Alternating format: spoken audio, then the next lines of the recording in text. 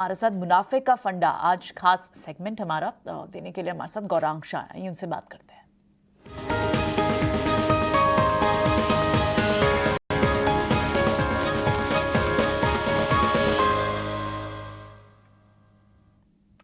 सुप्रभात गौरांग, बताएं आज कौन से हैं दो शेयर जो रडार पर रखे? बहुत बहुत धन्यवाद आप सभी का।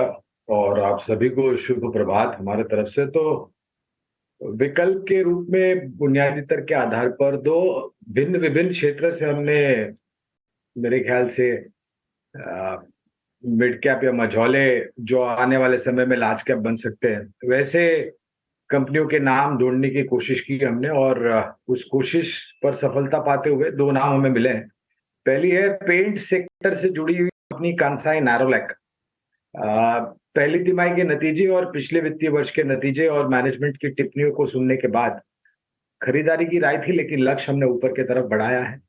लोग सोचते होंगे कि कच्चे तेल के दाम बढ़ रहे हैं तो पेंट सेक्टर को थोड़ी बहुत हर्जाना भरना पड़ेगा, लेकिन हमारी विचारधारा विपरीत है।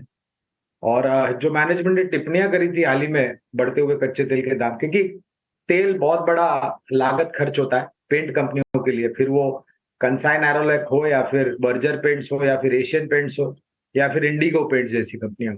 तो ज्यादातर तो इनका जो तेल को लेकर के समस्या है वो लंबी अवधि के कॉन्ट्रैक्ट्स होते हैं, तो ज्यादा यहाँ पर परेशानी हमें नहीं लगती कि आएगी कच्चे तेल के जो बढ़ते हुए दाम है उसको लेकर के। और industrial paint, decorative paint, automotive paint, household paints जो है वहां पर ये मेरे ख्याल से तीसरे या चौथे पायदान पर आती है जहां तक उत्पादन क्षमता और मार्केट शेयर का सवाल है।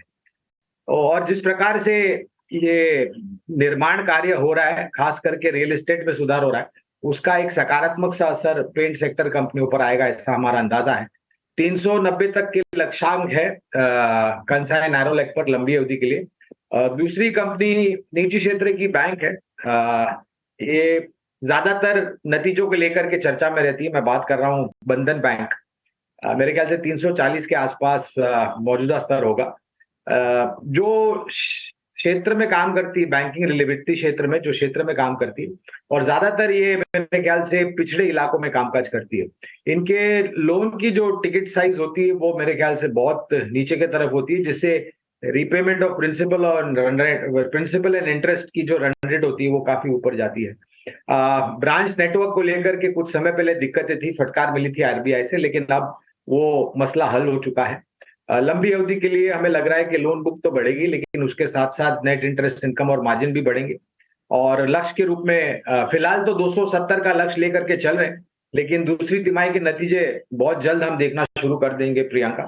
तो अगर नतीजे बेहतर आए तो दोनों कंपनियों के लक्ष्य हम ऊपर की तरफ लेके जाएंगे। ठीक है, बहुत बहुत शुक्रिया गौरांग, दोनों स्टॉक समझाने के लिए, उनके पीछे के रैशनल इतनी तफ्तीश से समझाने के लिए हमें व्यूअर्स को बहुत बहुत शुक्रिया आपका। चलिए।